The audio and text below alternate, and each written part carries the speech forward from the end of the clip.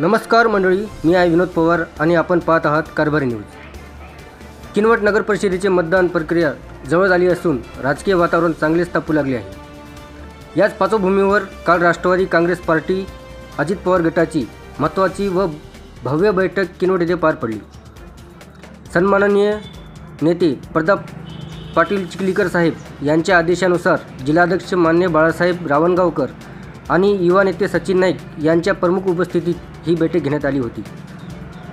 या बैठकीत निवडणूक नियोजन, संघटन, बळकटीकरण तसेच किनवटमधील प्रमुख स्थानिक प्रश्नावर सखोल चर्चा करण्यात आली होती। शहरातील पाणीपुरवठा, रस्ते विकास प्रश्न आणि नागरिकांना भेडसावणाऱ्या दैनंदिन अडचणी या सर्वच मुद्द्यावर पक्षाने ठोस भूमिका घेतली।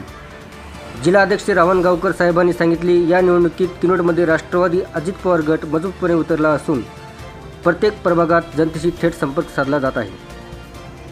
त्यानंतर पक्षातील मान्यवरांनी माजी नगराध्यक्ष साजिद खान यांच्या निवासस्थानी विशेष भेट दिली। या भेटीदरम्यान करपुडे पाटील, बाळू पाटील, सुरेश रंगेनेवार, विकास नाईक, श्याम केंद्रे, जयसिंग चव्हाण, बाबूलाल राठोड आणि सर्व स्थानिक पदाधिकारी मोठ्या संख्येने उपस्थित होते। याचवेळी एक मोठा निर्णय झाला। रेखा पाटील यांची अधिकृतपणे युवक महिला तालुका अध्यक्षपदी निवड करण्यात आली। या निवडीमुळे महिला आणि युवा कार्यकर्त्यांमध्ये उत्साहाची नवी लाट उसळली।